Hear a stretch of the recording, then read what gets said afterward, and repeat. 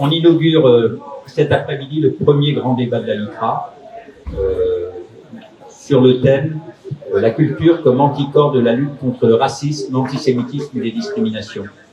Ce qu'on propose, peut-être 2 phrases sur la LICRA et ensuite une présentation de nos participants et ensuite on entrera dans le vif du sujet. La LICRA, pour la LICRA, la culture est un outil privilégié de la lutte contre le racisme, l'antisémitisme et les discriminations. Là où aujourd'hui, et de manière très forte, la haine enferme et réduit, eh bien la culture, on a la modestie de croire qu'elle libère et qu'elle construit. Et c'est dans cet esprit que la LICRA, depuis plusieurs années, notamment à Avignon, mais pas que, a engagé un travail autour du levier culturel pour effectivement retrouver les valeurs qui nous unissent tous. Ça se traduit à la LICRA par des labellisations de spectacles, des partenariats avec les compagnies, avec les institutions, et ce que l'on appelle, nous, des bords de Sienne, c'est-à-dire des prolongements de spectacles qui offrent derrière un dialogue avec le public, particulièrement les scolaires, mais pas que. Voilà, cela étant dit, nous avons la chance d'avoir un certain nombre de participants en lien avec le thème de ce débat. En premier lieu, je souhaite remercier Hélène Geoffroy, maire de Vaux-en-Velin, ancienne ministre, d'avoir fait le détour en Avignon pour nous honorer de sa présence. Et nous avons, et donc peut-être quelques mots sur vous, Hélène. Vous êtes actuellement maire de Vaux-en-Velin, c'est votre 2e mandat. Vous êtes aussi vice-présidente de la métropole de Lyon pour celles ou ceux qui ne sont pas de Lyon, mais j'ai pas l'impression qu'il y ait des gens qui ne soient pas de Lyon. En charge des territoires, en charge de l'égalité des territoires, c'est ça le terme. Et puis, chère Hélène, j'ai l'impression que, en vue du prochain congrès du Parti socialiste, vous allez jouer un petit rôle. En tous les cas, vous entendez jouer un rôle qui n'est pas d'ailleurs étranger à notre débat. Ensuite, nous avons la chance d'avoir Chantal Aounou, qui est adjointe au maire de Sarcelles, Patrick Haddad, qui s'excuse de ne pas être là aujourd'hui. Vous êtes professeur d'histoire géo, vous êtes historienne de formation et vous êtes en charge de l'égalité, de la démocratie locale, de l'égalité homme-femme, des discriminations de la laïcité bien évidemment. Et vous êtes délégué sur un quartier les Gauchères, si je ne me trompe pas, à Sarcelles. Ce qui caractérise, peut-être vous me direz Hélène, mais Sarcelles et Vaux-en-Velin, ce sont des villes très riches d'immigration, de communautés et d'un passé très fort d'immigration successive qui fait qu'aujourd'hui les thèmes dont on pourra débattre dans les minutes qui viennent sont au cœur des problématiques de ces communes qui sont des communes de grande importance et qui sont souvent des communes emblématiques de ce que l'on appelle peut-être péjorativement la politique de la vie. Ensuite, nous avons la chance d'avoir 2 acteurs culturels majeurs de cette petite ville d'Avignon qui peuvent pas bien se voir, alors du coup ils sont mis chacun une extrémité. Donc il y a Alain Timard qui est directeur artistique des Halles, le théâtre des Halles que tout le monde connaît en Avignon. Alors Alain Timard, vous avez un parcours un peu éclectique parce que vous êtes, j'ai appris que vous étiez non seulement directeur artistique, mais vous êtes aussi plasticien. Et disons un être humain peut-être. Voilà. Un metteur en scène certainement, un plasticien aussi, et un directeur artistique d'un lieu également. Voilà. Et vous avez produit plus de 60 spectacles. Non. C'est ce qu'on voit dans... Plus de 75, monsieur. Vous êtes en retard de 15 spectacles. Ah ouais, mais alors là, je veux me plaindre à Google. Parce que donc, merci Alain Timard. Et nous avons aussi la chance d'avoir Serge Barboussia, qui, alors tous les deux, ils ont une particularité, c'est qu'ils sont venus en Avignon en 1983. Alors on réfléchissait tout à l'heure, pourquoi 1983 ? Donc je leur laisserai répondre là-dessus. Alors ils racontent qu'ils se sont rencontrés en vélo, des histoires un peu ubuesques, mais en tout état de cause, ils sont venus la même année en Avignon. Serge, vous êtes directeur du Théâtre du Balcon, vous êtes acteur.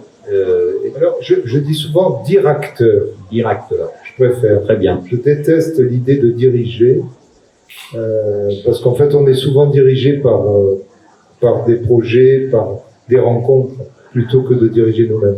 C'est important aussi de flairer ce qui se passe et d'essayer de répondre aussi.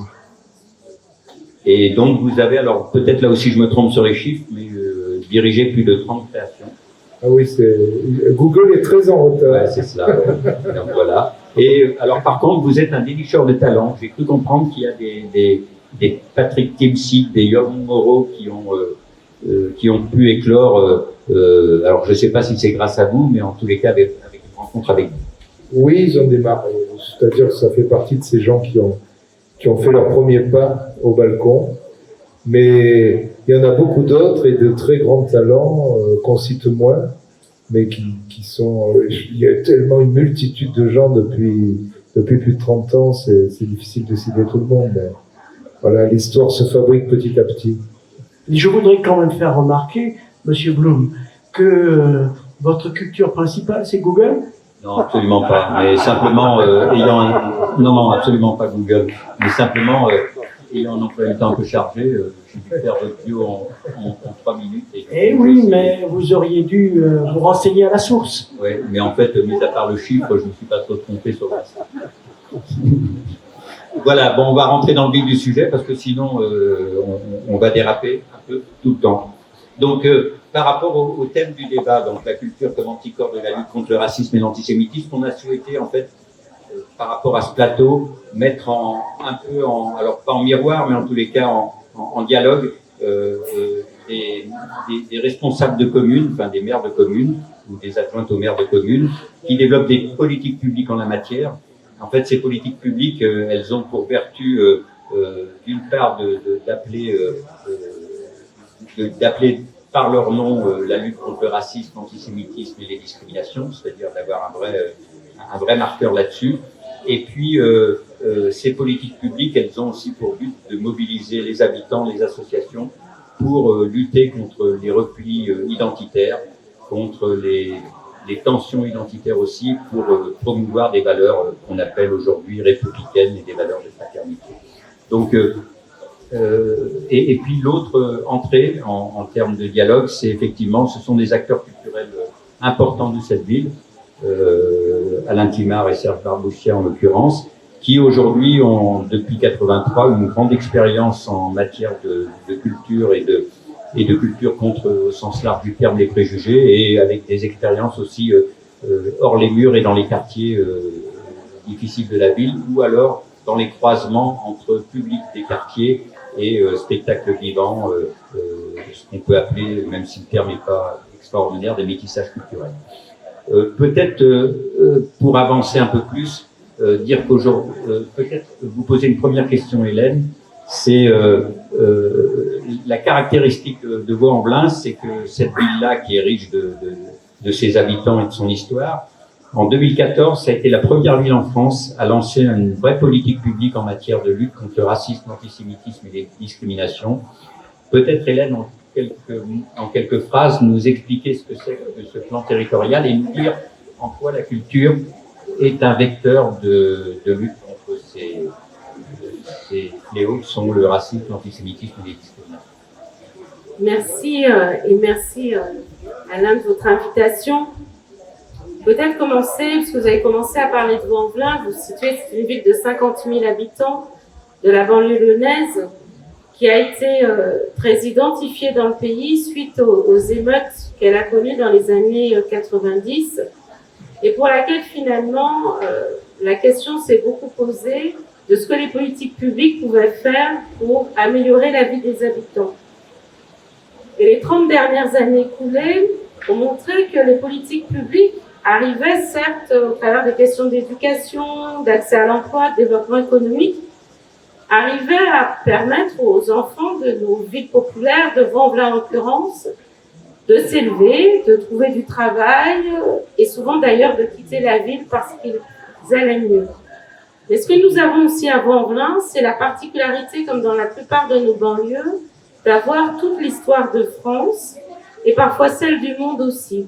L'histoire de France parce que Vaux-en-Velin, c'est une ville agricole qui devient une ville ouvrière parce qu'elle accueille une usine de textile.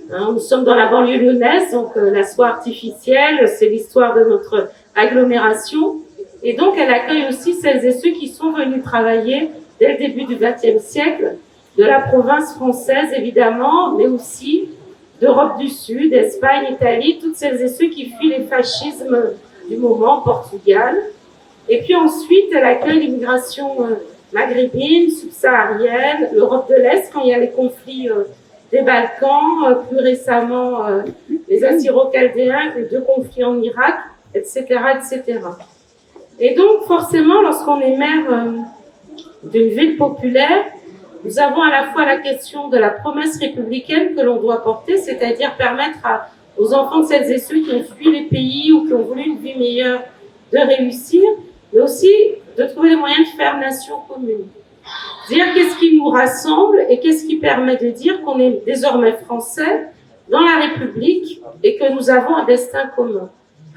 Eh bien, ces sujets-là, qui étaient peut-être masqués jusqu'à peut-être ces 10 dernières années, parce que tout le monde était sûr que ces enfants auraient une vie meilleure que soi, les questions d'histoire personnelle sont devenues d'un coup bien plus prégnantes dans le débat public au travers, et je vais essayer d'être le plus rapide possible, de quelques, finalement, événements. D'abord, se dire, est-ce que, évidemment, on trouvera sa place?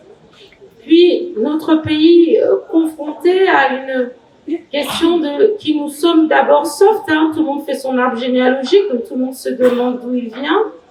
Et puis une question de plus en plus regardée du côté des banlieues, même si de mon point de vue, elle ne concerne pas que les banlieues, en réalité, c'est l'histoire du pays tout entier. Qu'est-ce qui me permet de dire que notre pays a toujours une vocation universaliste?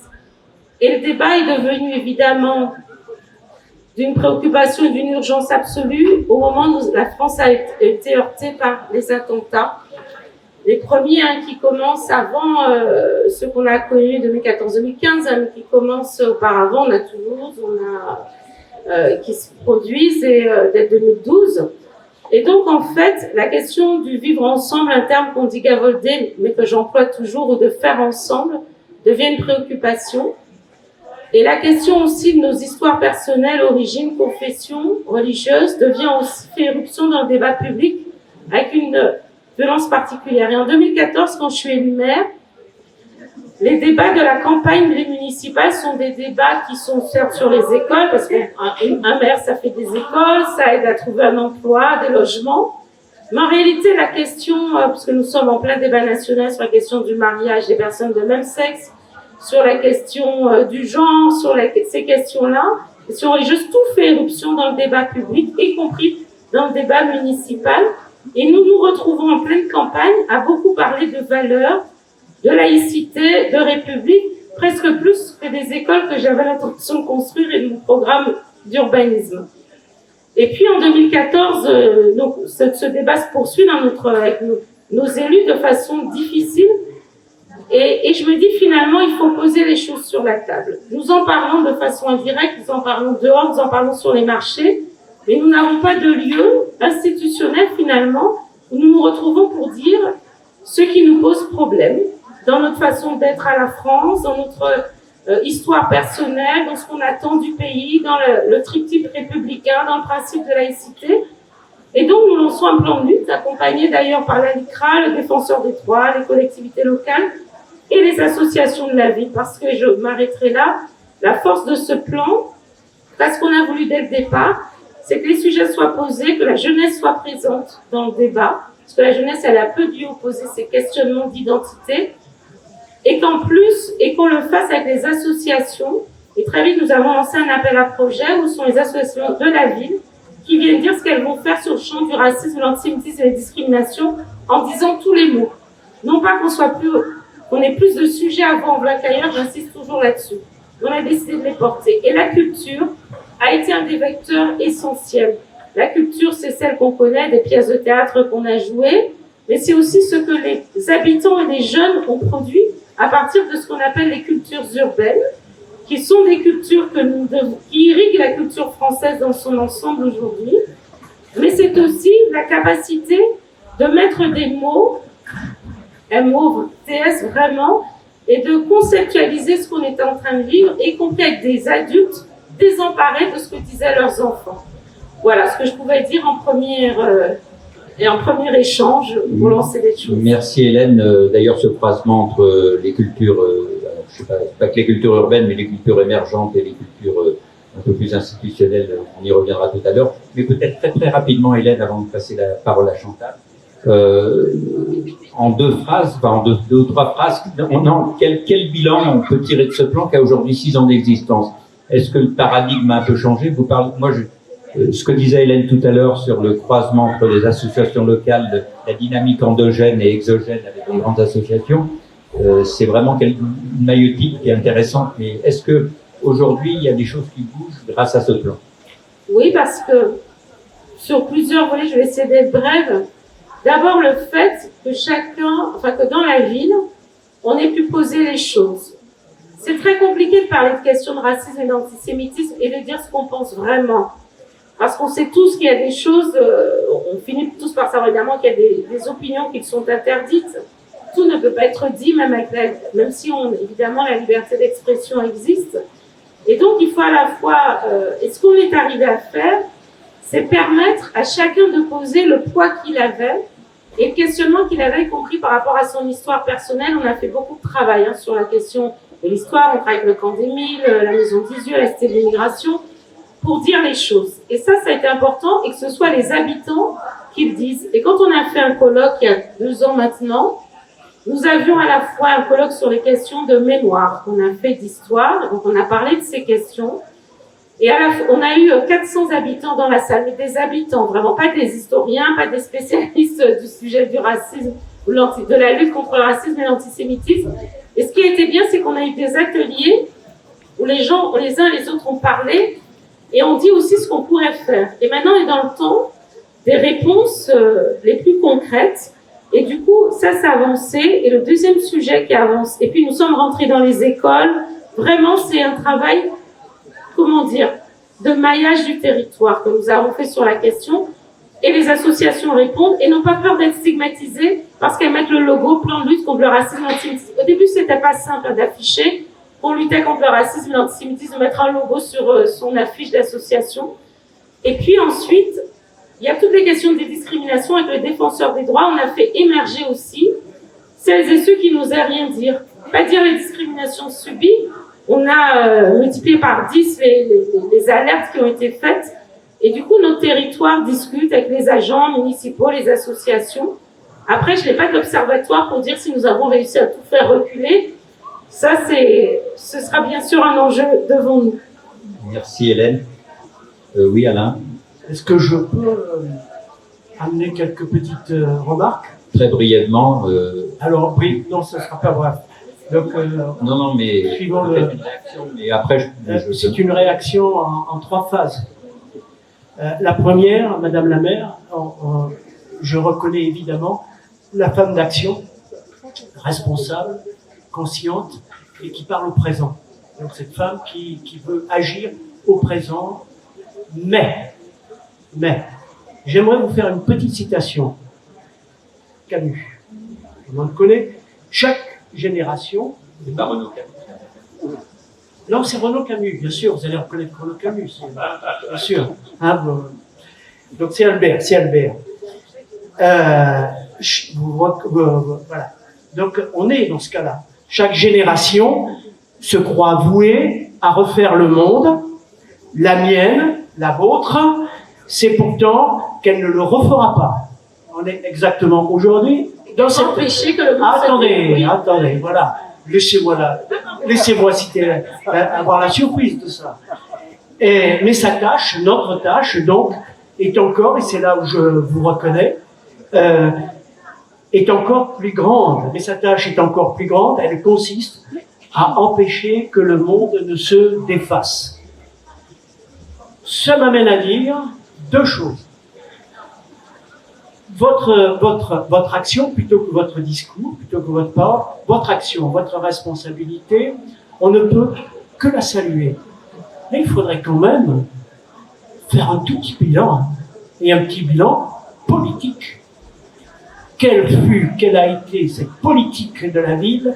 Quelle a été cette politique vis-à-vis de ces immigrés qu'on a fait venir en France en masse dans les années 70, qu'on a ghettoisés dans des quartiers, et qui ensuite sont devenus des quartiers refuges, tout aussi ghettoisés pour d'autres générations.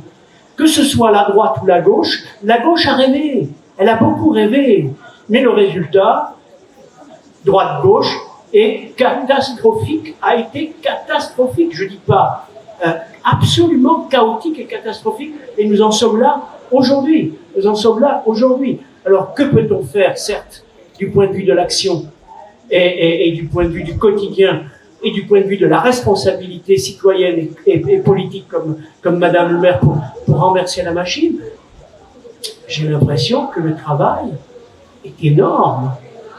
Est-ce qu'il est à notre portée par rapport à l'organisation de cette société qui est quand même dans une économie de marché ultra-libérale, hein? Est-ce qu'on va enfin poser la question de ce point de vue-là? Oui, mais si on regarde, excusez-moi, si on regarde la deuxième partie de la phrase de Camus, on voit bien que de toute façon, on doit tout faire pour que ce monde ne se défasse pas. J'en Et conviens. dans tous les cas, on n'a pas le choix. J'en conviens. Le choix n'existe pas. Et je crois, moi je voudrais plus citer Camus, j'avais dit que je citerais au moins Aimé Césaire une fois. Je voudrais dire, je veux être la bouche de ceux qui n'ont pas de bouche. Voilà. Et je crois que si on dit ça, on a déjà dit quelque chose de très important. Il y a aujourd'hui des bouches partout qui ont besoin de parler, pas forcément que dans les quartiers d'ailleurs. La jeunesse aujourd'hui est en difficulté, pas uniquement dans les quartiers. Je tiens à dire aujourd'hui que des étudiants ne peuvent pas manger à Avignon, dans le centre-ville, parce qu'ils n'ont pas assez d'argent pour manger. Il y a des difficultés sociales et des difficultés aussi de vie partout. Et je pense qu'on n'a pas le choix. On doit tout faire pour aller vers ceux qui sont en difficulté, quand nous avons la chance de ne pas l'être. Monsieur Barbouchard, que nous ayons, 5 secondes, que nous ayons la conscience. Ah, mais ça suffit, alors. que nous ayons la conscience, la générosité, la tolérance de l'individu vis-à-vis de l'autre, c'est essentiel, c'est fondamental. Et tu l'as. C'est fondamental, je crois que nous l'avons à peu près tous. Mais par contre, posons-nous de manière conscientisée le bilan politique et aujourd'hui, encore, d'un point de vue économique et politique, qu'est-ce qui se passe dans cette société? Juste une incise pour dire quand même que sur la question que Alain soulève du peuplement des quartiers, de la rénovation urbaine, si on rentre dans ce débat-là, on va s'écarter, on va descendre par rapport au débat tel qu'il est posé. Ça ne veut pas dire qu'il n'y a pas un lien, bien évidemment qu'il y a un lien avec la politique de la ville de Picardie. Ouais, mais il ne faut pas trop s'en éloigner non plus. Il ne faut pas s'en éloigner. Mais du coup, moi, je souhaite que Chantal puisse s'exprimer et que Chantal représente une ville de 60 000 habitants qui s'appelle Sarcelles, que nombre d'entre vous ont entendu parler et connaissent, qui est aussi un florilège de communautés. Et du coup, en 2019, Chantal, si je ne me trompe pas, Sarcelles a lancé aussi un plan ambitieux territorial contre le racisme, l'antisémitisme et la discrimination. Donnez-nous un peu quelques éclaircissements sur ce plan et comment la culture, elle est un vecteur important de ce plan-là. Je vais juste mettre une lingette par rapport à la pandémie qui nous sert. Oui, comme c'est difficile quand on n'a pas de micro, hein. Et c'est ça qui arrive à certaines personnes dans les quartiers, ils n'ont pas le micro. Oui, en tous les cas, c'est vrai que depuis le 5 juillet 2019, un plan de lutte contre le racisme et l'antisémitisme et toutes les formes de discrimination a été signé avec 3 associations nationales, SOS Racisme, l'UEJF, la LICRA et bien sûr la DILCRA. Bien. Et depuis 2019, nous ne cessons justement de mener des actions pour faire en sorte que toutes les communautés de Sarcelles puissent se retrouver dans une culture commune. Et nous luttons aussi en lien avec l'éducation nationale sur tous les prêcheurs de haine qui, en ce moment, essaye de diviser la population de Sarcelles. Alors, pour dire les choses autrement, Sarcelles est une ville très particulière parce que il y a en fait 3 grandes, je dirais, communautés religieuses qui existent et qui vivent entre elles en bonne intelligence.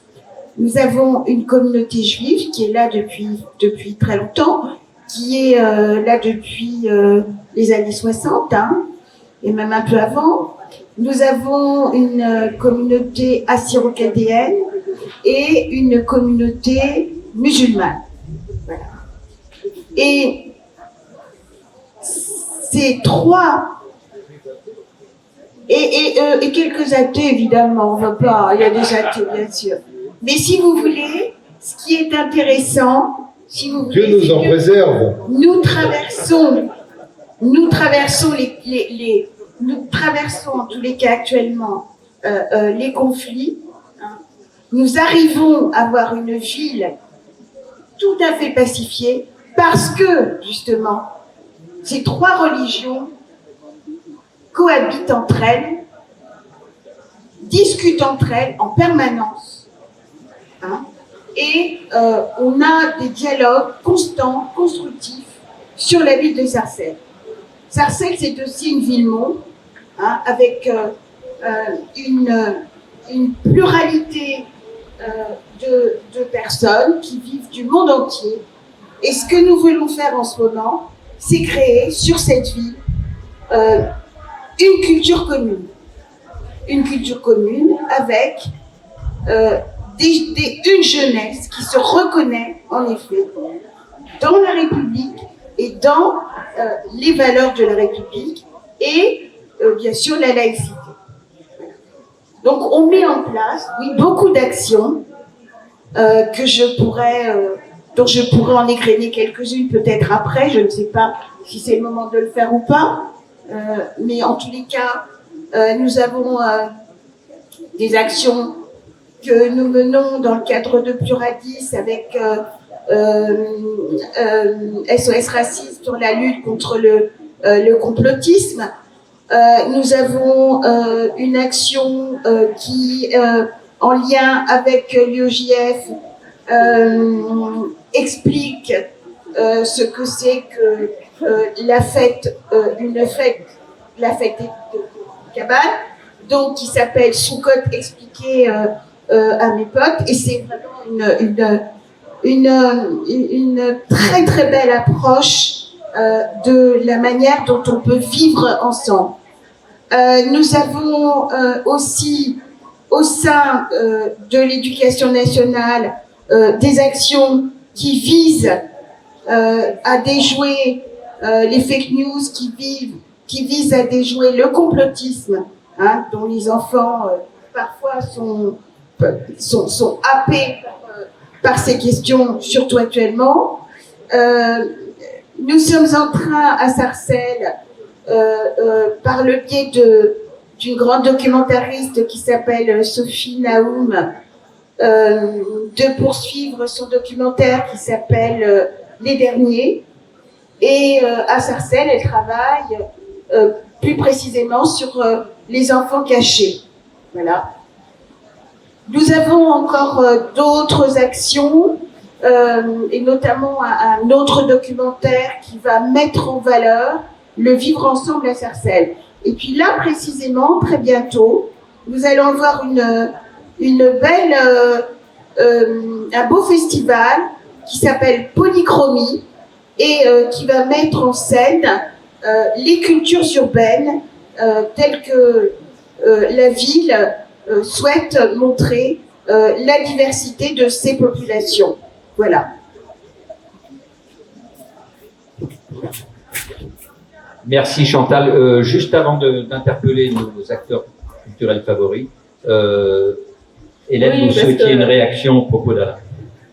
Oui, puis du débat tel qu'il s'engage, évidemment, on ne fera pas le débat de la politique de la ville, il faudrait une table ronde qui soit consacrée entièrement. En revanche, je ne voudrais pas que ce débat soit seulement celui, même si nous sommes 2 villes de banlieue, seulement celui des villes populaires Et vous l'avez fort bien dit, la question de la jeunesse et de son rapport au pays, à la question de la nation, du triptyque républicain ou des adultes d'ailleurs, dépasse là.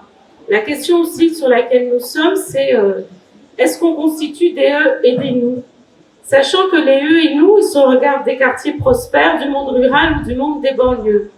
Et notre enjeu, c'est de faire la cohésion du pays tout entier.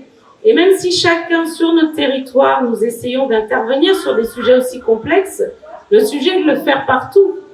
Parce que nous développons tous une nécessaire formation sur la question de la laïcité. Mais nous arriverons au paradoxe bientôt que les plus spécialistes de la laïcité seront dans les quartiers populaires et que si on pose la question de quelles sont les définitions de la laïcité dans les milieux plus aisés, personne ne saura en réalité répondre. Et si nous voulons faire France commune, il faut que ces questions aussi essentielles, par exemple, que celle de la laïcité, ce principe, nous nous l'approprions, parce que si vous posez la question dans votre environnement, vous aurez autant de réponses que d'histoires personnelles sur ce qu'est la laïcité. Or, c'est ce qui nous unit et qui fédère. C'est l'un des principes fondamentaux qui nous unit, dont on sait qu'il est malmené aujourd'hui. Et pour poursuivre, si je taquinais Chantal tout à l'heure en disant est-ce qu'il y a des athées à Sarcelles, je s'imagine bien qu'il y en a, ou qui ne sont dans aucune des trois grandes religions monothéistes, c'est parce que nous avons aussi, dans les principes que nous portons, à bien sûr permettre, et c'est heureux, et j'entends avec intérêt ce qui est mené à Sarcelles, sur notamment le dialogue interreligieux, qui est nécessaire. Mais il y a aussi l'ensemble du sujet qui nous concerne, qui est de dire comment nous vivons tous ensemble, sans que la question de la confession soit un sujet en réalité, soit un sujet pour soi, pour sa famille, pour ses proches évidemment, mais que dans le rapport à l'autre, ce ne soit pas le seul sujet de discussion que nous ayons. Or, c'est devenu un des sujets de préoccupation majeure de notre pays aujourd'hui. Ça ne veut pas être... Donc, il faut le traiter. Ce que fait Sarcelles, c'est ce qu'on fait ici. Il faut traiter ces questions-là, mais pour justement faire la culture commune dont on parle, en sortir, et y intégrer celles et ceux qui ont fait le choix de ne pas croire. Parce qu'ils sont partie intégrante, malgré tout, ou de croire en d'autres que les trois religions monothéistes, il faut aussi qu'on les intègre. Mais j'ai compris, c'était juste pour la taquinerie. Comme je l'ai dit à voix basse, je voulais quand même dire franchement. Ouais. Je vais laisser la parole à Chantal pour réagir très vite, mais juste une petite illustration des propos d'Hélène. Au niveau de la LICRA, Betty en est témoin, on siège au rectorat au niveau du comité laïcité. Il y a eu un sondage qui a été fait au niveau national par l'Éducation nationale. 73% des gens se déclarent agnostiques ou athées, 19% c'est pas leur sujet, il reste 13% de croyants affichés. Hein. Et du coup, et c'est vrai que le dialogue interreligieux est nécessaire, mais quelque part le poids du religieux est complètement anachronique par rapport aux gens qui croient ou qui ne croient pas. Chantal, très rapide. Oui, alors je sais, bon, j'ai été taquinée un tout petit peu, mais pour nous, la question cette question de l'interreligieux est extrêmement importante. Et puis, d'autre part, il faut savoir que, bon, j'ai été élue en 2014 pour la première fois, mais que, si vous voulez, Sarcelles est une ville qui a vécu quand même une instabilité politique incroyable. On a eu 4 maires, hein, en peu de temps. Et le dernier que nous avons eu, c'est bien sûr, je dis bon, Patrick Haddad. Et quand Patrick Haddad est arrivé, il a quand même instauré une stabilité politique, notamment entre les différentes communautés qui étaient, elles, parfois, je vais le dire avec euphémisme, instrumentalisées. Hein, voilà. Et il était important que je dise que c'est un vecteur de paix et de cohésion, que toutes ces religions soient, dialogue entre elles. Voilà.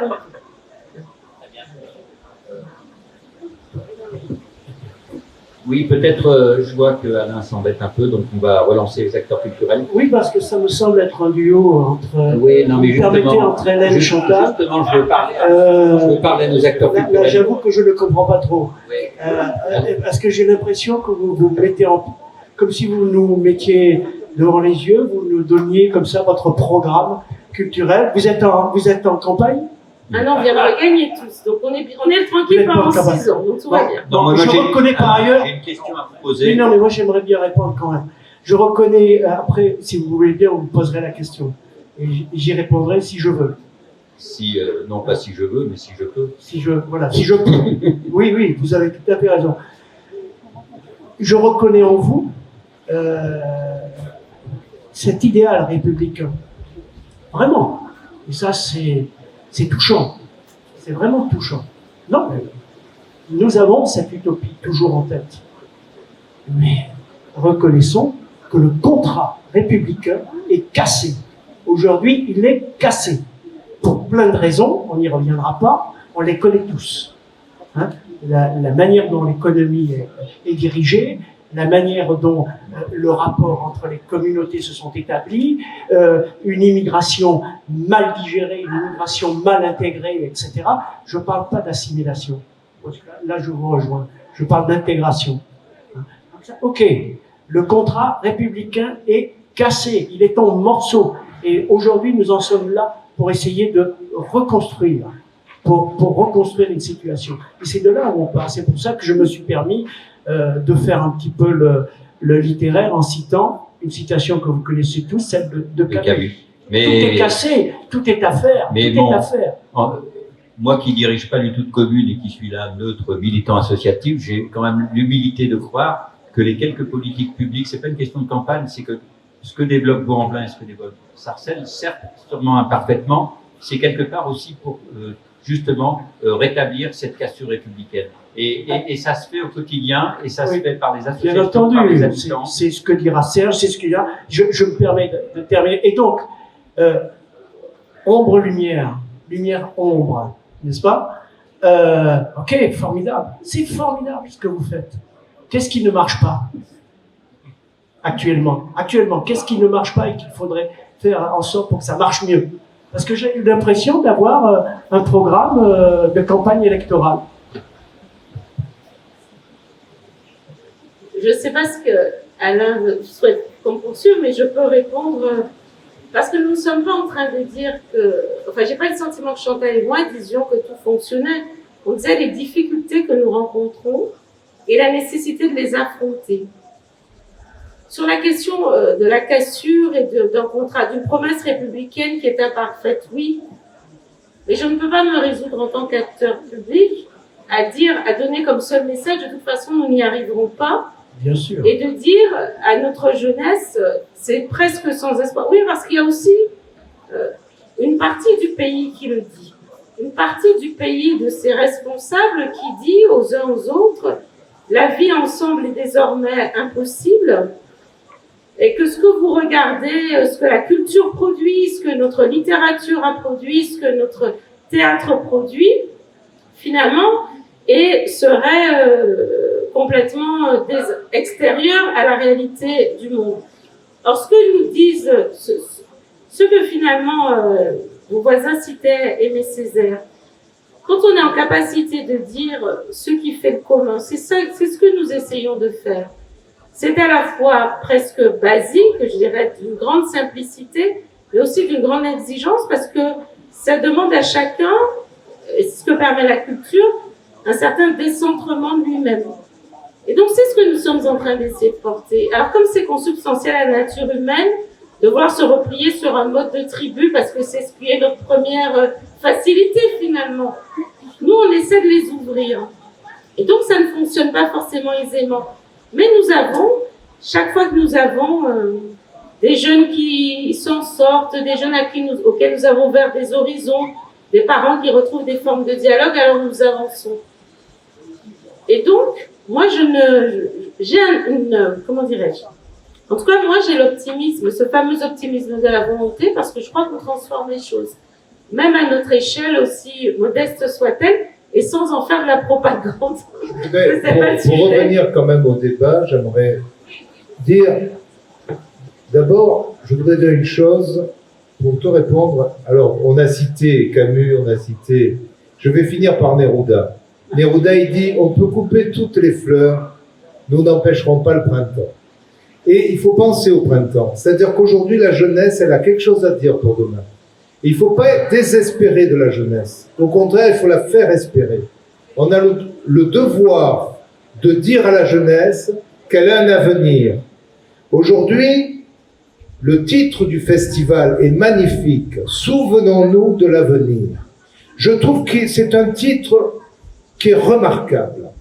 Parce que on a donné le sentiment à toute une population qu'il n'y avait plus d'avenir. C'est faux. Je m'insurge en faux. Je dis qu'aujourd'hui, peu importe le but, voyons le chemin. Le chemin, c'est d'aller, de faire tous les jours quelque chose qui nous paraît donner peut-être un signe. Chaque signe vaut. Chaque signe a une valeur. Nous avons fait très modestement pour le Théâtre du Balcon, dans le cadre poétique de la ville, alors que le Festival d'Avignon est très fort ici aujourd'hui, qu'il est presque en totalité fermé dans l'intramuros, j'ai souhaité, et c'était un travail, j'ai souhaité faire des lectures de textes avec de très belles distributions, dans de très bonnes qualités, et avec des textes difficiles dans les quartiers, au milieu des cités HLM. Et je trouvais que c'était très important d'aller vers ces publics-là, sans se poser la question ni de leur confession, ni de leur politique, j'en ai rien à foutre. Moi, ce qui m'intéresse, c'est eux, ce qu'ils sont. Qu'est-ce qu'ils sont et qu'est-ce qu'ils peuvent entendre de ce que je leur dis. Mais moi, je ne change rien de ce que j'ai à dire. Voilà. Et là, je me suis aperçu que lorsqu'on a ce respect-là, parce que c'est du respect, eh bien, on a une écoute. Et j'ai voulu, comme dernier signe, j'ai voulu mettre un texte qui puisse leur faire comprendre aussi, parce que moi j'ai souffert de la double culture, je ne parlais pas français en arrivant à l'école, donc j'ai souffert de ça, parce que je me suis aperçu que j'avais la langue à la maison et la langue citoyenne, et c'est pas la même, et qu'on se demande qui on est, on a besoin de savoir qui on est à ce moment-là, et parmi les jeunes que j'avais en face de moi, je sentais bien qu'ils avaient vécu la même chose. Et lorsque je leur ai dit, nous allons finir par un texte magnifique que j'ai lu il y a 15 ans, de Bernard Gaëtan Lagier, qui est un Martiniquais, et il a écrit « Moi, le chien créole ». Et je leur ai dit, vous allez voir au travers de « Moi, chien créole », ce que vous vivez de votre façon à vous. Vous allez peut-être découvrir dans ce créole-là quelque chose qui vous appartient aussi. Et j'ai souhaité que pour cette dernière lecture, nous la fassions au Palais des Papes, au centre du lieu le plus symbolique du festival. Et les quartiers sont venus, parce que nous étions allés d'abord chez eux, et ils ont compris qu'ils pouvaient revenir chez nous. Et c'est ça, je crois. Moi, j'ai envie de croire à l'avenir. Je ne veux pas désespérer de mes enfants, ni de mes petits-enfants, parce que j'ai aussi des petits-enfants. Je veux qu'ils aient un avenir, et un avenir où ils voient l'autre, quel qu'il soit, dans toutes les altérités possibles, comme leur frère. J'ai pas envie qu'ils le voient comme un ennemi. Et ça se travaille, c'est du boulot. Merci voilà. Serge. En fait, Serge, vous avez anticipé une question que je voulais vous poser à tous les deux. J'ai toujours anticipé, monsieur Alain. Oui. Mais une belle anticipation d'ailleurs. Mais du coup, Alain, moi, on est plusieurs à aller voir un spectacle. Et c'est la question finalement des croisements aussi culturels dans le bon sens du terme. Incandescence de Amani. Madani, pardon, au théâtre. Là encore, vous auriez dû consulter Google. Non, ouais, c'est vrai. Et donc, ce spectacle qui est remarquable, quelque part, d'une part, il professionnalise 9 garçons et filles de quartier. Absolument. Il leur donne un statut, y compris d'intermittent, enfin, c'est pas neutre. Et puis, il traite de sujets qui, aujourd'hui, dans les quartiers, pas que dans les quartiers, puisqu'il y a eux et nous, bien évidemment, c'est pas eux et nous, de sujets qui peuvent être aujourd'hui dérangeants. Et on a été assez estomaqué par cette démarche, et cette démarche, elle renvoie aussi à ces croisements-là. Est-ce que, Alain, vous pouvez en dire un mot? En premier lieu, bravo, magnifique, et je suis très honoré d'être avec vous. et de 2 fois, très modestement, très humblement, également prendre ma part à cette action, à ma manière. Voilà, et puis ma manière, c'est, comme vous le dites, inviter Incandescence, Ahmed Madani, dont on suit le travail depuis les débuts, et qui réunit un certain nombre de nouveaux acteurs, nouvelles actrices, donc nouvelle génération, avec cette rencontre, comment pourrais-je dire, humaine. Je n'ai même pas envie de dire multiculturelle, ou je sais pas, humaine, dans le sens le plus ouvert possible, sur la qualité de la personne, sur la sensibilité de la personne, et éventuellement sa projection, son envie d'aller vers le théâtre, d'aller vers le métier d'acteur. Il ne s'agissait pas pour Madani d'aller choisir comme ça le noir, l'arabe, le juif, le ceci, le cela, pour faire multiculturel, parce que c'est un petit peu à la mode aujourd'hui. C'est un petit peu à la mode. C'était vraiment mener un travail au long cours, et un travail de qualité, de très grande qualité d'un point de vue artistique, d'une extrême exigence d'un point de vue artistique, pour les amener dans le métier. Il faut savoir que ils sont 10, une dizaine, 9, oui, mais il y a le régisseur aussi. Oui, mais il y a aussi le régisseur. Vous savez, ils ont tous accédé au statut d'intermittent. Donc ils sont dans la profession. Ça, c'est du concret. C'est vraiment du concret. Ils sont dans la profession. On ne les a pas utilisés. Ils n'ont pas fait vitrine. On ne s'en est pas servi. On travaille avec eux au sein du théâtre, au sein d'un art théâtral, avec de très, très, très hautes exigences. Et je crois que, je vais être un peu polémique, Monsieur Barbouchia. Allez-y. Si vous le permettez. Je suis prêt. Alors, moi, je surveille la ligne rouge. Non, je trouve extraordinaire le travail que vous faites, ça c'est indéniable. Le fait que vous alliez dans les quartiers porter la parole et de faire en sorte... Alors, je ne porte pas la parole. Alors là je tiens, je m'insurge en fou. Hein. Porte la parole, c'est-à-dire... à travers les textes, je dis toujours... Vous parlez, je voudrais terminer quand même. Allez-y, puis Normalement, dans un débat démocratique et républicain, on ne coupe pas la parole. Alors moi, je vous rappelle que je suis le modérateur. Hein. Voilà. Ça veut dire quand même que vous avez tendance un peu à être tranchant et à couper la parole des autres. Allez-y. Laissez-moi terminer, allez-y. si vous permettez. Donc, du coup, j'en ai oublié l'idée. Vous voulez me la rappeler? C'est-à-dire, vous, c'est pas la peine de vous couper la parole, vous ne vous souvenez pas de ce que vous avez à dire. Donc, c'était sur la question amener des textes, amener avec l'exigence de qualité, etc. Mais il faut beaucoup plus que ça. Il faut beaucoup plus que ça. Il faut, comme le disait André Benedetto, démolir, je parle d'Avignon, démolir ses remparts, au sens symbolique du terme. C'est-à-dire faire en sorte que la circulation out, tout ce que vous voulez, through, pour pouvoir prendre le mot anglais, mais ça se fasse naturellement.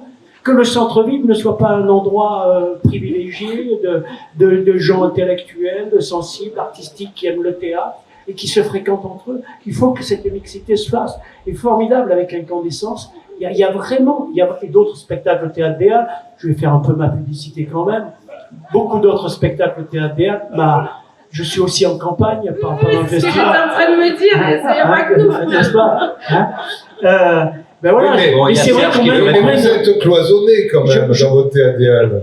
Nous, on veut décloisonner. Comme vous l'êtes au Théâtre du Balcon. S'il vous plaît, il y a Chantal qui veut aussi s'exprimer, donc Serge très Je n'avais pas rapidement. conclu, mais c'est pas grave. Non, c'est pas grave. Je sens qu'on se ligue contre moi. Non, il n'y a pas de émissaire ici. Non, il n'y a pas, non. Je m'amuse. Non. Mais, c'est la parole. Alors Chantal, il y a longtemps que vous voulez réagir, donc vous réagissez. On la prend un peu trop. Après, à vous la parole. Non, moi j'écoute évidemment avec beaucoup d'attention ce qui vient d'être dit. Alors moi je traverse sur Sarcelles 10 quartiers. 10 quartiers quotidiennement. Et ce qu'on fait, c'est créer des ponts entre les 10 quartiers. Voilà. Au plan éducatif, au plan culturel, beaucoup, pour susciter de l'émotion partout où on peut. Et nous aussi, on a cette rigueur et cette exigence de qualité pour tous les jeunes de Sarcelles. Bien. Et on est en train de développer ce qu'on appelle l'éducation populaire dont parlait Jean Vidal. Et la volonté que l'on a, c'est finalement de ne plus entendre parler de quartier, mais de gens qui se parlent, qui se croisent, qui discutent entre eux, qui créent des spectacles, qui nous disent ce qu'ils veulent, ce qu'ils pensent. Et je crois que c'est ça qui est important. Une autre chose, vous parliez d'incandescence. Moi, vous avez soutenu un autre spectacle que j'aime beaucoup, c'est le spectacle de Thomas Prédour qui s'appelle Nina Lisa, que j'aime énormément, et justement, je veux dire, qui pose finalement toutes les questions là aussi sur lesquelles nous sommes en train de débattre. Voilà. Et je crois que quand un artiste, puisque je suis aussi enseignante, quand un artiste me dit j'ai envie de venir à Sarcelles, je lui dis tu veux venir à Sarcelles, très bien. Tant que tu n'as pas mis les pieds dans la ville, que tu n'as pas sillonné tous les quartiers, que tu n'as pas parlé aux gens, d'accord, et que les gens ne t'ont pas finalement quelque part adopté aussi, que tu n'as pas entendu leurs paroles, je suis désolée, tu resteras pas à Sarcelles. Parce qu'il faut aussi ne plus considérer, j'aimerais bien à terme qu'on ne dise plus, voilà, les gens des quartiers, mais qu'on dise, voilà, la population de Sarcelles, les Sarcelloises et les Sarcellois, et c'est tout. Voilà, qu'on nous propose une identité comme ça. Ah oui. Je voudrais juste revenir. Bon, il y a unanimité pour une fois. Je voudrais juste revenir sur quelque chose que vous avez dit, pour dire aussi, et moi je l'ai fait dans les lectures, pour moi c'était important, il faut arrêter d'imaginer qu'il faut aller dans les quartiers avec des sujets qui traitent que des quartiers. Non, voilà. En tout cas, qui traitent des problèmes des quartiers. Je crois qu'on peut y aller avec un sujet tout à fait artistique. On peut y aller avec il faut arrêter de penser que cette population est différente. C'est une population. Elle fait partie d'un peuple. Et qu'est-ce que c'est un peuple? C'est une addition de singularités. Et donc, il faut absolument que toutes les singularités se sentent à l'aise vers l'universel, vers des propositions qui nous font tous pleurer. Vous savez, j'ai joué à peu près dans le monde entier, et je peux vous dire, les gens, ils pleurent à peu près tous au même endroit, et ils rient au même endroit. Alors, vous savez, l'histoire ou la couleur de peau, j'y crois plus du tout. Moi, je sais même pas de quelle couleur je suis. Je m'en fous. Ce que je veux savoir, c'est quel être en face de moi j'ai, et qu'est-ce qu'il me dit, qu'est-ce qu'il m'apporte, quel est son regard, et comment on se retrouve, comment on se regarde, et comment on s'aime. Si on y arrive, alors c'est génial. Pour aller dans exactement dans le même sillon et creuser le même sillon. Non, c'est pas vrai. Mais bien sûr. Non, mais je crois que nous sommes d'accord sur les objectifs, sur le rêve que nous avons de la tête. C'est indéniable. Et je pense même que nous sommes d'accord sur la manière d'entreprendre et de construire. Et ce fameux vivre ensemble dont on parle tant, je crois que nous avons les outils pour aborder cette chose-là, qui est essentielle et fondamentale aujourd'hui. Je veux le dire par rapport à l'artistique, l'exigence de la haute qualité artistique, c'est pas pour être prétentieux en quoi que ce soit. Et effectivement, le fait d'être avec l'autre à l'endroit où nous sommes aussi, et partager cette altérité-là, partager l'altérité, c'est absolument fondamental. Je reparle encore de cette compagnie, compagnie Ahmed Madani, et des acteurs et actrices et artistes qui travaillent avec lui. Ce qui est formidable, c'est que quand ils sont arrivés au théâtre pour répéter avant le festival, j'étais pour eux le directeur, le grand directeur. Avec Ahmed Madani, il leur avait fait certainement la leçon en leur disant attention, c'est le directeur, etc. Donc, il y avait une espèce de déférence, une espèce de respect, mais je sentais bien que cette déférence et ce respect, c'était un peu artificiel. Et qu'est-ce qui s'est passé tout au long du festival? en allant voir le spectacle, en allant les voir dans la coulisse, en discutant avec eux, en les invitant à partager la parole avec d'autres artistes qui sont, d'autres très grands artistes qui sont là, Jean-Quentin Châtelain, par exemple, d'autres immenses artistes qui sont là. Il y a eu cette perméabilité, cette altérité qui fait que d'un seul coup, tout ça était dans un même bain, dans une égalité, dans ce dont vous parlez, dans Sarcelles, dans Vaux-en-Velin, et pas les hommes, le quartier de ceci, le quartier de cela. Et donc ce voyage, comment pourrais-je dire, oui, ce voyage de l'altérité me semble être l'endroit aujourd'hui où ça peut se passer. Bon, bel exemple de croisement. Hélène, une réaction, ensuite la parole est à vous, cher public. Oui, je finis de creuser les sillons, a commencé Chantal, suivi par Serge, Alain, simplement sur la question aussi de l'idée qu'on fasse ville, qui est essentielle pour faire pays aussi. Et puis sur la relation qu'on a à la culture. J'ai apprécié le fait que vous disiez que pour la compagnie Madani, nous soyons avec des artistes. L'un des sujets de nos villes populaires, c'est que les artistes qui en viennent sont étiquetés souvent artistes politiques de la ville. Et donc, l'une des grandes batailles que je menais quand j'étais ministre, était secrétaire d'État à la ville, était de dire au ministère de la Culture, mais reconnaissez les artistes de nos villes simplement comme des artistes et ne dites pas quand ils font des demandes auprès des DRAC, auprès du ministère de la Culture, allez voir le ministère de la ville. Parce que de fait, on considère qu'il y a à ce moment, puisqu'on parle de culture à Avignon, il y aurait la culture qui a le droit du label vraie culture, et celle venue des quartiers populaires, où pourtant c'est de la création, et au fur et à mesure dans mes fonctions d'élu, je me suis rendu compte finalement que la culture plus installée ou plus identifiée est une culture aussi qui vient de la création, de la rencontre, et donc n'est pas différente de celle qui est produite dans nos villes populaires. Et donc nous avons aussi là-dessus un enjeu de reconnaissance et de dire que nous sommes partie prenante. Et donc c'est pour ça que je voulais saluer ce que vous disiez de la troupe incandescente, enfin du spectacle Incandescence, que je n'ai pas vu, donc j'en suis... Mais qui pourrait venir à Vaux-en-Velin. Mais qui pourrait peut-être venir à Vaux-en-Velin, qui pourrait se produire à Vaux-en-Velin, comme elle pourrait se produire, j'imagine, à Lyon et à Sarcelles, mais aussi au centre-ville de Lyon. L'idée, c'est que l'on puisse, et j'ai beaucoup apprécié que vous disiez, je m'arrête là, que lorsque vous produisez ou que vous travaillez avec les habitants des quartiers les plus populaires d'Avignon, vous ne faites pas quelque chose de spécial le quartier populaire.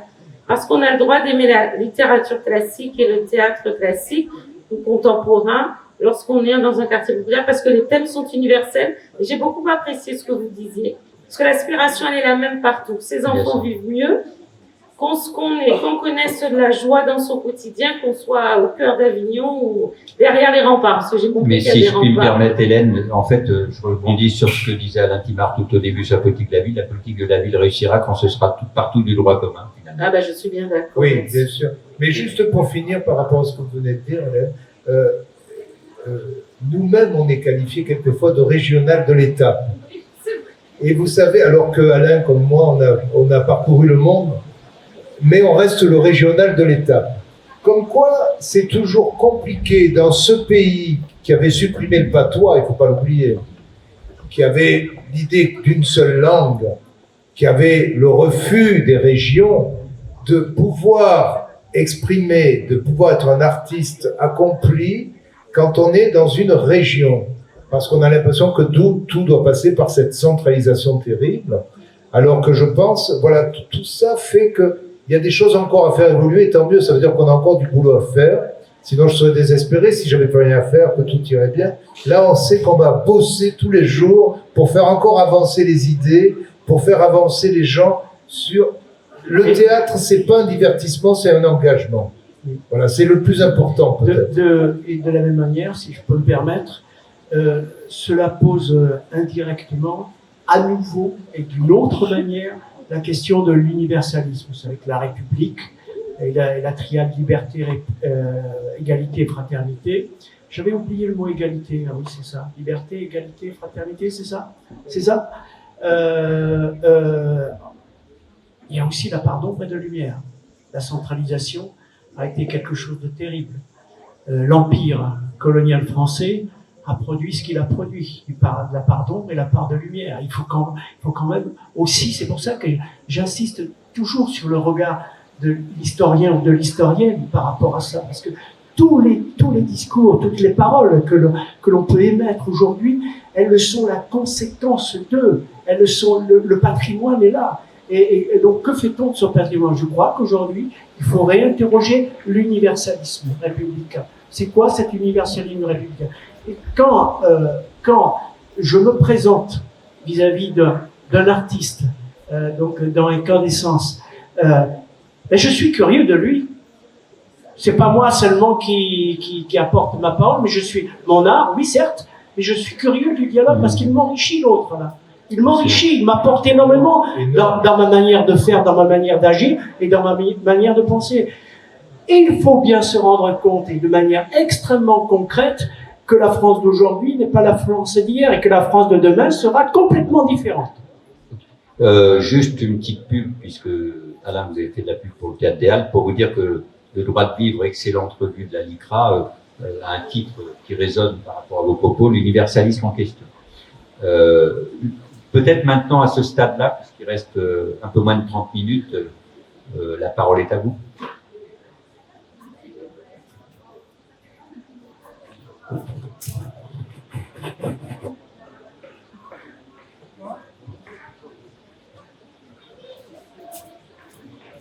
Oui, merci pour cette table ronde. Merci Alain. Nous avons bien entendu les deux acteurs culturels là qui sont sur la scène. Et ils ont donné tous les deux de beaux exemples, je pense, en direction des personnes auxquelles on parle, on pense en tout cas.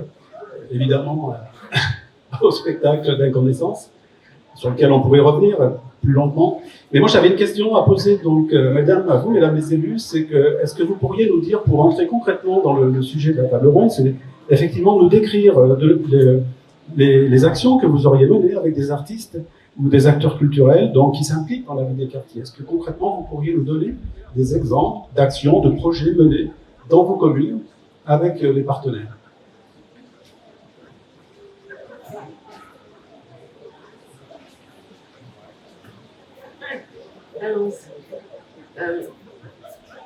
Du coup, notre plan, et je vais y revenir, à deux volets. Le volet dont je dirais qu'il est celui, l'émanation de ce que nous faisons en termes de politique municipale et culturelle. Et donc, nous l'avons appelé plan territorial parce que le sujet qui puisse être inscrit dans les axes des délégations des élus municipaux. Donc, on le retrouve dans ce que nous faisons en termes de politique sportive, en termes, je reviendrai bien sur la politique culturelle, de politique de ressources humaines de la collectivité lorsqu'on forme les agents municipaux et que nous envoyons. Nous avons commencé par les cadres de la ville qui sont allés au camp d'Émile, par exemple, où nous avons toute une réflexion sur la façon dont les notions d'exclusion, de fascisme naissent. C'est notre façon de voir les choses. Et donc, nous l'avons intégré. Ce plan de lutte est intégré dans la programmation de notre centre culturel. Nous avons un centre culturel commun à Charlie Chaplin qui est reconnu comme scène régionale. Et cela veut dire que lorsque nous réfléchissons notre programmation, nous avons des troupes que nous invitons qui parlent de ces questions, qui dans leur expression, dans leur théâtre ou musique, nous exprimons, nous travaillons sur les sujets liés aux questions d'histoire. Parce que l'angle que nous avons peut-être pris le plus, c'est celui lié aux questions de mémoire et d'histoire. Et donc, lorsqu'on retravaille sur les auteurs entiers, algériens, sur les questions liées à la Shoah, vraiment, nous retravaillons des questions de notre patrimoine, notre histoire universelle. Donc ça, c'est un angle que nous avons pris au travers de notre politique culturelle, que je dirais institutionnelle, et que nous essayons d'adosser, y compris à nos moments de commémoration de la ville, où nous avons essayé de sortir d'une forme spécialisée des commémorations. Quand vous faites des commémorations, vous avez les personnes concernées par l'histoire qu'on commémore. Alors, on a le 8 mai, le 11 novembre, commémoration nationale. Comme ce sont deux guerres mondiales dont nous commémorons la fin, l'armistice, eh bien, c'est le moment où nous pouvons aussi dire toute l'histoire des uns et des autres. Et puis, nous avons la question de la guerre d'Algérie, l'abolition de l'esclavage, des Arméniens, mais nous commémorons les Justes.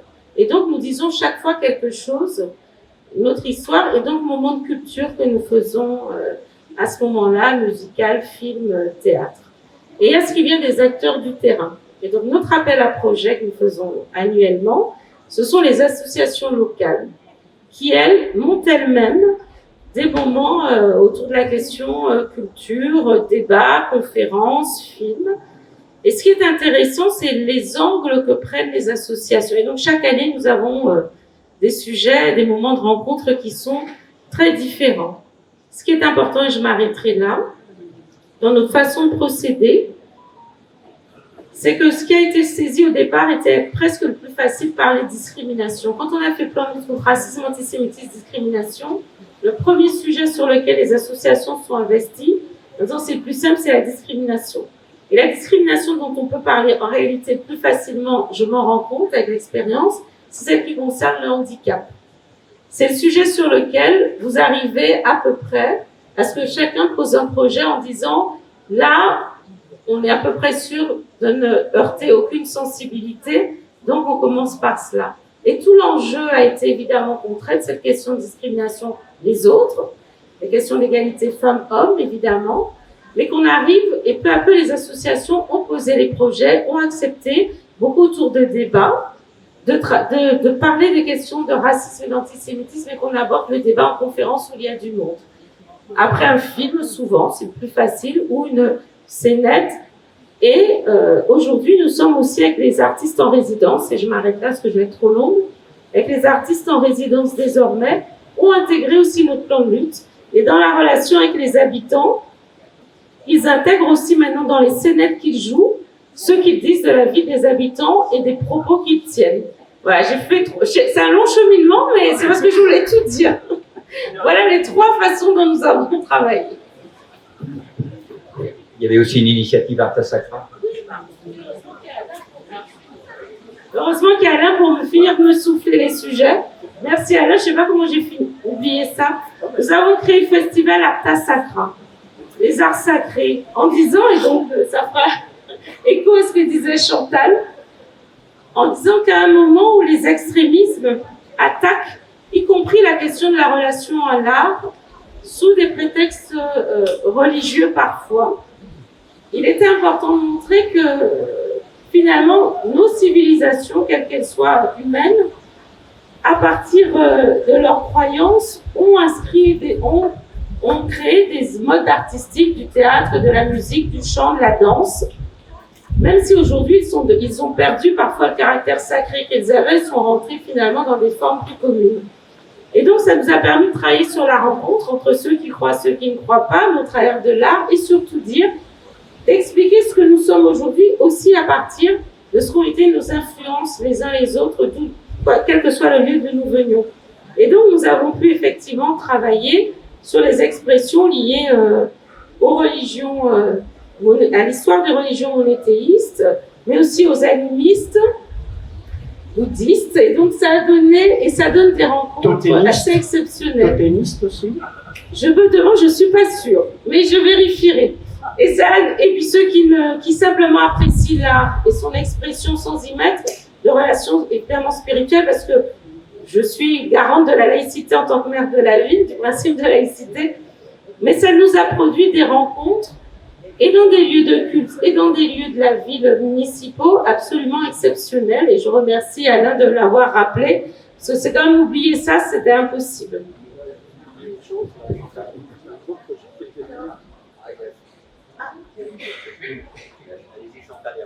Alors, très brièvement sur cette question, alors je vous disais que nous avons réellement commencé à travailler fondamentalement la question de la culture telle que Patrick Haddad et la municipalité la conçoit depuis 2 ans réellement. Hein.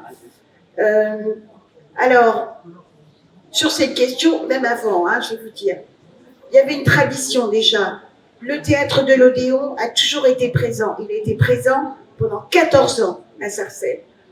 Et donc, ça veut dire que on avait dans certains établissements scolaires tous les artistes, les meilleurs qui soient, qui venaient à la rencontre des élèves. Et de la même manière, les élèves allaient au théâtre à la rencontre des acteurs de la scène, du théâtre. Bon, ça c'est une chose. Dans la ville de Sarcelles, on est en train, comme je vous disais tout à l'heure, je pense que le documentaire n'est pas encore finalisé, mais Sophie Naoum fait un documentaire qui s'appelle Les Derniers, et qui s'intéresse aux enfants cachés. C'est aussi de là, c'est aussi la culture, et ça transcende, et ça fait surgir les émotions. Et tous les enfants des collèges et des lycées verront ce documentaire. Il y en a d'autres en préparation, voyez-vous. Et pour terminer sur la question que vous posez, Renaud Capucin vient à Sarcelles bientôt. Voilà, dans le cadre des cultures urbaines. Alors, que dire de plus? Voilà. Une question. Bonjour à tous, merci pour ce débat que je prends en cours. Il s'agit bien des discriminations, c'est ça? Non. Non. C'est plus large, mais c'est une partie. Bon. Moi, je voudrais juste raconter mon expérience parce qu'en fait, je suis comédien et je travaille depuis quelques années avec des jeunes en collège sur un projet passionnant qui s'appelle les concours d'éloquence. Et en fait, j'ai observé à travers ces 2 ans qu'il y avait une vraie discrimination. Enfin, ça serait bien de poser des questions plutôt que de raconter votre histoire, excusez-moi. Ok. J'estime que vous n'étiez, par rapport aux gens qui étaient là depuis le début, je trouve pas ça très correct, excusez-moi. Merci. Et terminez quand même 30 secondes de concours d'éloquence. Allez-y. Excusez-moi. Moi, je voudrais pas vous embêter. Non, mais allez-y. Je vous remercie. Je pense qu'il Non, faut mais l'entendre. allez-y. Je pense qu'il faut l'entendre parce que la question du dire dans les concours d'éloquence, c'est très important. Bon, je comprends pas que vous venez à 14h, vous écoutez. Non, mais Serge, peut-être on peut l'entendre.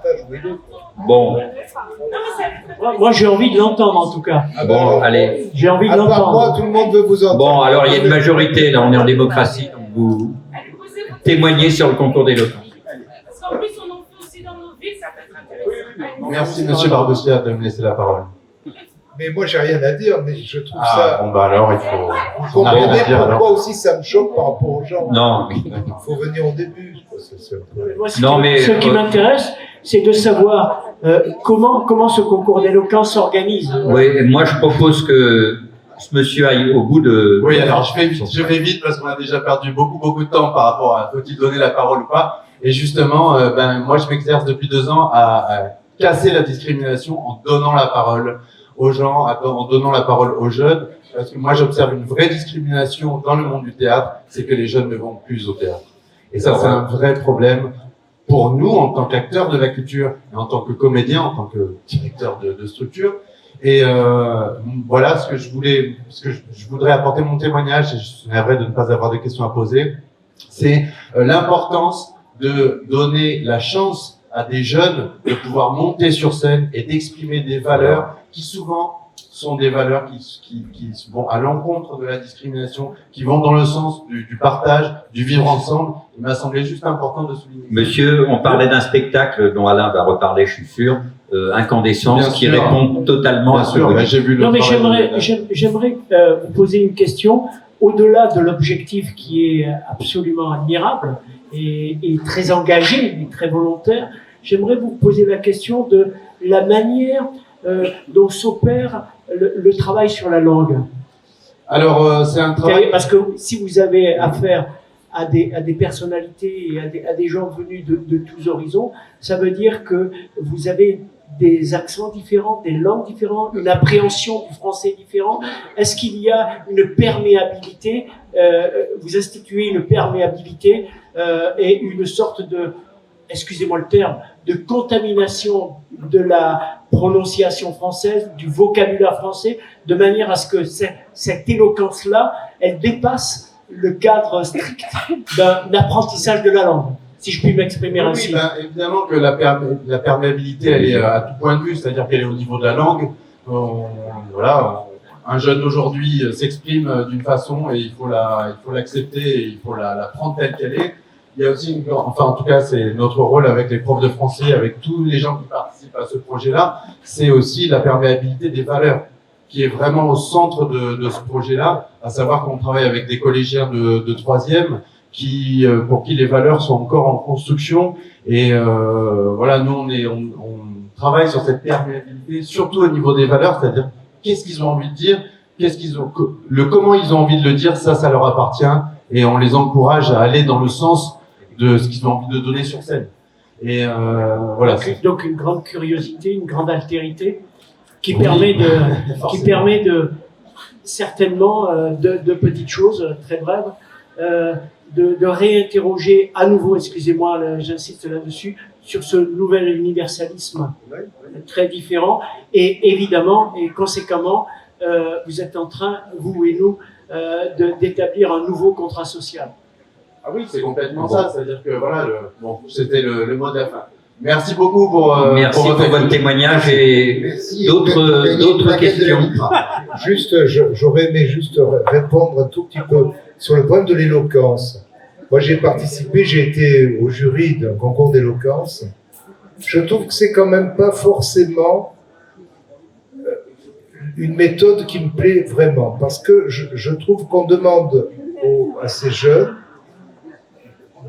d'être en performance vis-à-vis de l'autre, et alors qu'on aurait besoin de trouver des actions plus collectives, parce que chacun se retrouve dans une vision, une position individuelle où il doit montrer à l'autre qu'il va écraser l'autre par l'éloquence. Vous êtes un très bon exemple de l'éloquence, puisque vous avez réussi à parler même quand je vous ai coupé la parole, donc vous êtes très bon. Mais je trouve dommageable d'utiliser, je pense que dans ce travail-là, justement, et je pense que vous avez des valeurs, et tant mieux, il faut défendre des valeurs, et je pense que la première valeur à apprendre à tous ces jeunes, c'est que l'autre est plus important que lui. L'altérité, c'est la base, l'autre. Et le théâtre doit apprendre ça. Quand on ne sait pas, si le théâtre n'apprend pas ça, on n'avance pas. Le théâtre apprend à comprendre l'autre. Voilà. Monsieur Barbouchia, dans tout ce que j'ai entendu, mais c'est un débat très dur à maîtriser. Non, il ne parlait que d'altérité, il ne parlait que de curiosité, et il ne parlait que de curiosité, il ne parlait pas de concurrence ou de guerre entre mais les le concours individus. d'éloquence, tu en as vu, moi j'ai été au jury de concours. Oui, mais là, et j'ai décidé d'aider ceux qui parlaient le moins bien. Je rappelle que l'altérité, c'est l'écoute de l'autre. Voilà. Mais la manière dont il l'aborde, c'est pas je suis le meilleur, je suis le plus beau et j'écrase l'autre. Je pense. Encore une ou deux questions, et après je proposerai peut-être un petit mot de conclusion à nos participants par rapport à ce débat, peut-être. Si personne n'a de questions, moi j'en poserai volontiers une. Moi j'appartiens à une génération, c'est bien mon âge, où la grande querelle au ministère de la Culture était entre la démocratie culturelle et la démocratisation culturelle. Après, on a travesti ça entre culture pour chacun, culture pour tous. Le fond de la question, c'était est-ce que, comme le disait le Parti communiste français en son temps, un parti qui s'est beaucoup trompé, mais sur ce sujet-là, celui de la politique culturelle, ils ont dit des choses. Ils disaient, pour les pauvres, il ne faut pas une culture de pauvres. Et donc nous allons, par exemple, dans les quartiers, et nous leur apportons Victor Hugo, et nous leur apportons Jean-Sébastien Bach, et William Shakespeare, et nous leur apportons ce qui se fait de mieux, ce qu'il y a de mieux. C'est ceux-là qui méritent, ce qui se fait de mieux. Et puis il y avait ceux qui disaient, mais attendez, quelle prétention, quelle boursouflure, comment vous croyez avoir la science infuse et la seule culture qui va. Dans les quartiers, il se passe des choses, ces gens ont des cultures qui viennent de loin, qui viennent d'au-delà des mers, et qui valent bien les vôtres. Et nous devons être à l'écoute, très modestement, très humblement, etc. Comment est-ce que vous vous situez par rapport à cette vieille querelle, mais qui n'est jamais morte, qui à nouveau frais, et dans d'autres termes, est reprise de génération en génération? Très nettement dans le mais pas que. C'est quoi la question, Abraham? C'est-à-dire la culture c'est peut-être Bach, c'est peut-être la C'était là, littérature au début du française, débat, au moins. c'est peut-être l'histoire, c'est peut-être de grands musiciens de campagne, de grands écrivains de l'histoire qui traversent la France et l'histoire de la France. Encore qu'on peut aller très loin dans cette interrogation, mais pas que. Dire qu'aujourd'hui, avec l'ensemble des populations, l'ensemble des êtres qui vivent sur ce sol ou qui veulent y vivre, malgré tout, il y a beaucoup de choses qu'on pourrait développer. Il y a forcément, encore une fois, excusez-moi, l'altérité, l'autre, la curiosité d'eux, la civilisation culturelle que ces personnes-là nous amènent, et l'enrichissement, forcément, que cela peut amener vis-à-vis de la France et vis-à-vis de ce qu'on peut faire ensemble. Si je peux, je ne sais pas si j'ai le temps de donner un élément de réflexion là-dessus, en disant peut-être premier élément, peut sortir de l'idée qu'on aurait été un moment, en fait, notre culture aurait été construite uniquement de façon endogène. Même ce que nous appelons la culture classique, c'est nourri d'influences, c'est l'histoire de l'humanité. Ce sont des influences successives. Et c'est peut-être pour les populistes et les extrémistes le grand mensonge qu'ils formulent, en donnant le sentiment qu'à un moment, il y avait une forme de pureté originelle, monochrome, mais en réalité, je ne crois pas qu'elle ait été un jour. Il y a eu des périodes, des frontières ont été plus fermées que d'autres. Mais malgré tout, les passages et les influences, et notamment pour l'art, la musique, la littérature, le théâtre, ce sont aussi des imprégnations des gens qui sont partis, qui sont revenus, qui ont fait des expériences et qui ont nourri ce que nous avons fait aussi dans notre pays. Et donc, moi, par rapport à cette question, il faut l'excellence. Ce qui est sûr, c'est qu'il faut l'excellence pour tout. Avant, là, j'ai décidé à un moment qu'on ferait un festival des cultures urbaines. Alors, du coup, ça donne le sentiment de faire finalement de la facilité. De dire, ou de l'enfermement en disant, parce qu'on est en banlieue, on devrait faire des cultures urbaines. Je dis, mais c'est pas parce qu'on est en banlieue qu'on ne doit pas non plus tenir compte de cet art qui émerge des villes, qui nourrit aussi la culture classique désormais. Et ce que j'ai plutôt dit, c'est que si on fait les cultures urbaines, il faut qu'on soit dans l'excellence et l'exigence. On n'est pas obligé de faire des cultures urbaines où on ne travaille pas, où on n'apprend pas, on ne danse pas correctement, on ne fait pas de l'art graphique d'excellence. Et c'est plutôt là-dessus. Évidemment, on ne fait pas que ça.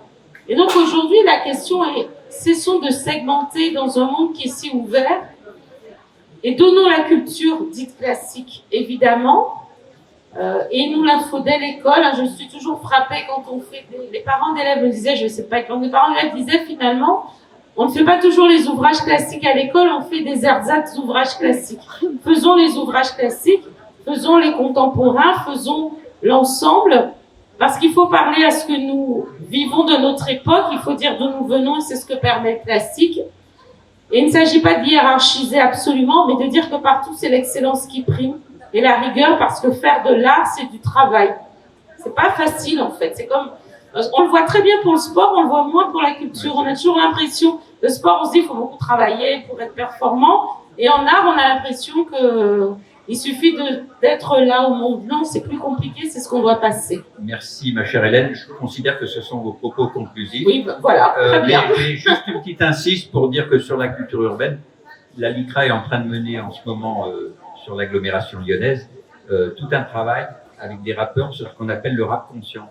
C'est-à-dire contrer les rappeurs comme Don Corleone et compagnie qui déversent des torrents de haine, et on travaille avec des jeunes, y compris sur vous et sur la Duchère, sur cette question-là. Et je crois que je posais tout à l'heure la question du croisement, c'est aussi cette question-là qui, à un moment donné, permet que la culture puisse retrouver des valeurs universelles dans toute forme d'expression artistique. Mais Alain, oui, je suis entièrement d'accord avec ce que vous développez, ce que vous dites, ce que vous pensez, et la manière dont vous agissez surtout, madame, et Serge également. Mais, je suis entièrement d'accord également sur la notion de pureté. La pureté, ça n'existe pas.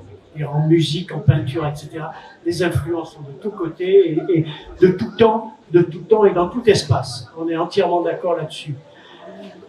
Il n'empêche, ouvrez les livres scolaires, on nous a asséné ce qu'était le patrimoine, ce qu'était la littérature française, ce qui étaient les grands écrivains français, les grands musiciens, etc., les savants.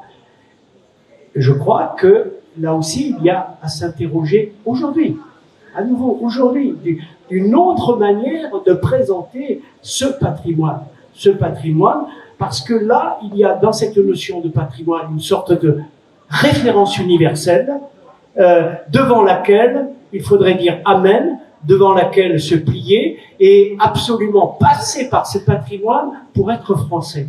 Et bien, je pense tout à fait l'inverse. Je pense que ça n'est pas que ça. Ça n'est pas que ça. Pour être français, c'est une multitude d'approches de la République.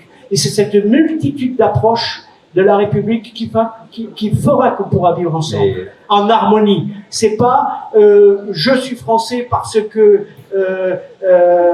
j'ai le bon accent, j'ai la bonne prononciation, j'ai le bon vocabulaire, je connais parfaitement notre patrimoine littéraire et je dis amen à tout ça. Non, je crois qu'aujourd'hui, comme je le disais tout à l'heure, il y a un nouvel universalisme qui doit se mettre en place et un nouveau contrat social et donc un nouveau contrat culturel aussi entre nous. Oui. Il y avait une question de ce type-là que je voulais poser, on n'a plus le temps maintenant, c'était la culture d'où on est, et la culture d'où on vient et la culture d'où on est. Mais il y avait juste une question, je vous laisse la parole après. Allez-y.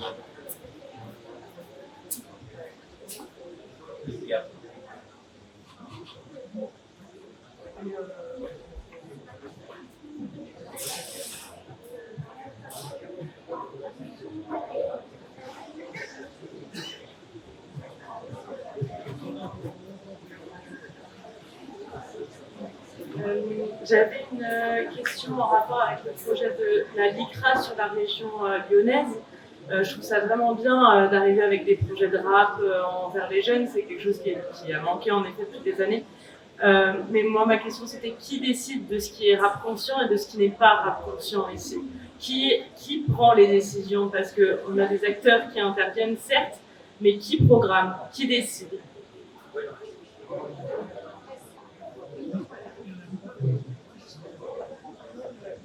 De toute façon, c'est pour dire la même chose, mais du coup, je rebondis sur ce qui s'est dit tout à l'heure. Alors, on est arrivé un peu aussi comme monsieur derrière en dernière partie, mais vous n'avez pas le droit à la parole, donc. Vous n'avez pas le droit à la parole. Non, mais je la prends de toute façon. Et donc, ce que je voulais dire, c'est que tout à l'heure, c'est bien, c'est formidable.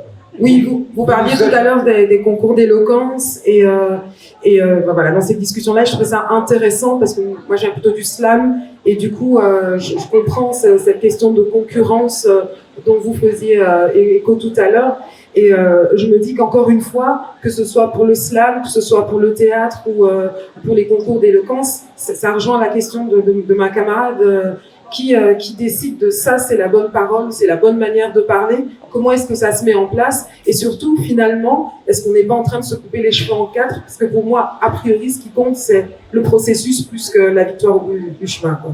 Exactement. Bravo. Juste, on aura une réponse là-dessus, mais c'est la question de comment croisent les cultures émergentes, des cultures, je sais pas, le terme est pas beau, mais institutionnelles, et on en parlait tout à l'heure, mais vous êtes arrivé en retard. Serge. Moi, je voulais quand même répondre à Abraham, mais ça répond d'une autre manière à votre question, par rapport à ce que vous disiez tout à l'heure. Je voudrais juste dire, nos ancêtres, les Gaulois, ça dit tout. Ça dit, c'est quoi nos ancêtres, les Gaulois? Voilà. Et c'est comment on associe nos cultures multiples, comment on s'approprie. Mais voilà, tout ça, c'est très compliqué parce qu'on a évidemment toutes les références qui sont derrière nous, mais il y a l'avenir qui doit se construire. L'avenir, c'est quelque chose qui ne peut pas être décidé uniquement par ce qui est derrière nous. Mes ancêtres n'étaient pas gaulois. Vous n'avez pas le droit de parler. Je voulais répondre à Serge par un mot sublime d'un écrivain africain dont malheureusement j'oublie le nom. José Plia. Mais sublime. José Plia. Édouard Glissant. Non, africain. D'abord, il n'était pas africain. José Plia a écrit un texte qui s'appelle Je n'étais pas africain. Il faisait une conférence et à un moment donné, il dit nos ancêtres les Gaulois, puis il s'arrête, il dit non. Les Gaulois n'étaient pas mes ancêtres. Puis il s'arrête encore un moment, il dit les Gaulois sont les ancêtres des écoliers français. Voilà. Oui, bien sûr. Tout à fait.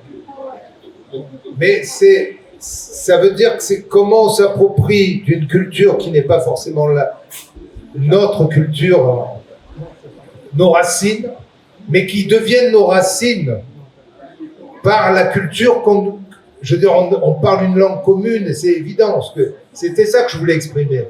Donc c'est comment on fait, et c'est pour ça que je pense que la culture n'est intéressante que lorsqu'on l'imagine pas uniquement dans le passé, mais déjà dans l'avenir, dans la projection de ce qui va se faire. Et donc forcément, il faudrait avoir moins de règles et beaucoup plus de désirs. D'où le titre du festival, Se souvenir de l'avenir. Enfin, un vrai sujet de polémique. Chantal, un petit mot conclu.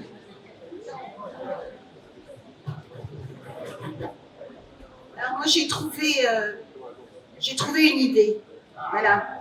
J'ai demandé, j'ai initié, enfin plutôt le maire a initié des cours de philosophie aux enfants. C'est-à-dire, les enfants commencent la philosophie, je pense, à partir du CP, peut-être même avant. Et ils apprennent à aiguiser leur esprit critique. Et donc, du CP, et même avant, je crois même de la maternelle, jusqu'au CM2. Moi, j'ai qu'une seule chose à dire. Maintenant, il faut laisser parler la jeunesse. C'est elle qui va faire le monde de demain. Accompagnons-la à créer, à inventer, à innover. Voilà. Nos ancêtres les Gaulois, moi ça ne me dit rien, j'ai tout déconstruit. Voilà. Sauf que ce que les jeunes y demandent, c'est être eux-mêmes dans la France d'aujourd'hui, dans une France qui les prend tels qu'ils sont, aujourd'hui. Et je répète, c'est eux qui vont construire le pays de demain.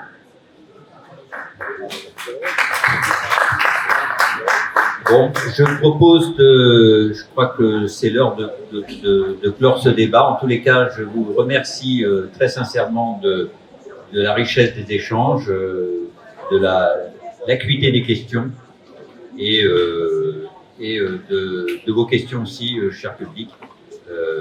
À très bientôt. Alors, la LICRA organise un deuxième grand débat au Cloître Saint-Louis le 20 juillet à 14h30 autour d'un autre thème qui est intéressant, le matriarcat, à partir de la pièce jouée par la plasticienne et metteuse en scène de théâtre Mylène Benoît, et avec la présence de Delphine Orwiller, qui est absolument pas médiatique en ce moment.